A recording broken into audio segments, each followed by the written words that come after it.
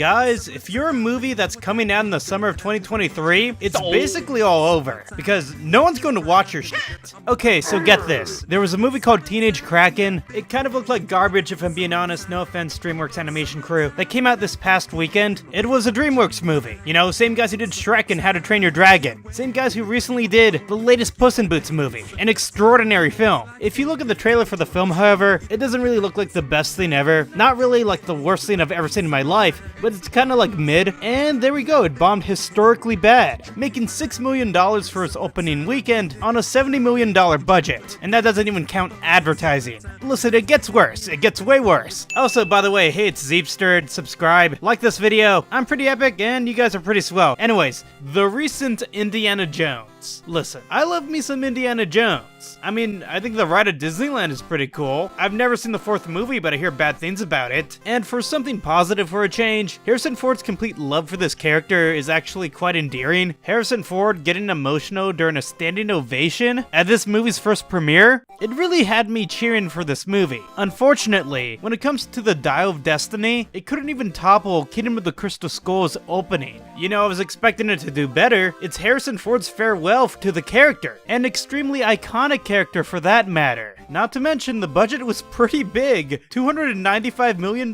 before marketing, so it really has an uphill battle ahead if it really wants to make a profit. This doesn't even mention the reviews for the movie, which are like all over the place. Dude, the movie has to make like another $150 million to even break even with its marketing campaign. But the real question is, why is this happening?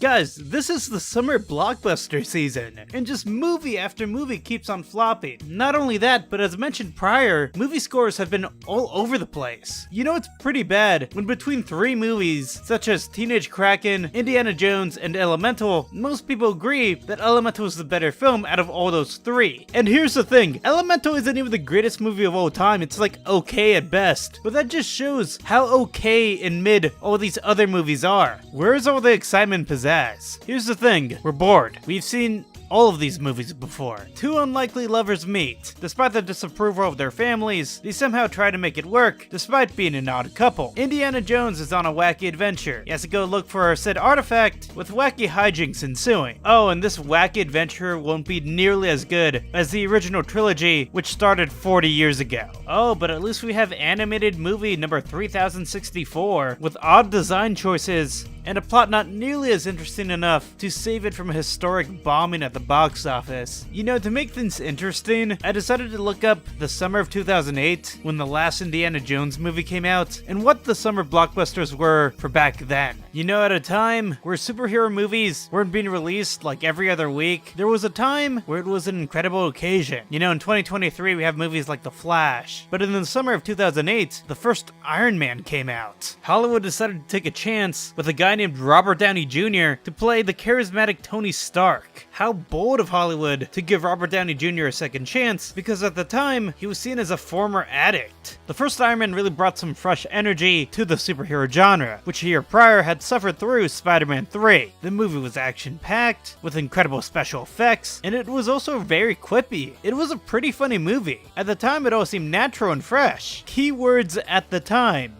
Compare Iron Man 1 to recent live-action superhero movies we've been getting. Look at, say, The Flash, another recent movie bomb that's doing incredibly terrible. Or even compare it to a recent Marvel movie, such as Thor: Love and Thunder, which is just a movie that one can never take seriously, especially given its subject matter, dealing with cancer, but trying to make jokes surrounding that. Yeah, if you haven't seen this movie yet, don't. It's just the sheer amount of superhero movies that have come out that have led to such a grand fatigue. I mean, even look at the Disney Plus show, Secret Invasion, starring Samuel Jackson as Nick Fury. It received the second lowest viewership of any other Disney Plus Marvel show, with 994,000 viewers in its first 5 days of its release. Oh, you want to compare even more? Let's look at Pixar's summer 2008 film, Wally. Wally is beautiful. Here, once again, we have a love story. But before we get carried away, it isn't a vapid love story with nothing really interesting surrounding it, but rather a love story that has a dystopian world surrounding it. Compared to Pixar's summer 2023 offering, the summer of 2008 offered a Pixar movie that was exiting its comfort zone. You know, back when Pixar movies didn't want to be generic and actually wanted to try something new. In 2008, Pixar was in the middle of an animated renaissance. The year prior, they had released Ratatouille, a commentary on what it's like to be a critic, and stating that anyone could master any arts and craft, and a year after Wally released, Up came out, a movie about growing old and accepting grief. See, these basic elements themselves wouldn't be enough to warrant a grand interest in the films. It is who the characters are that make the subject matter so interesting. Ratatouille, it's a rat that can cook.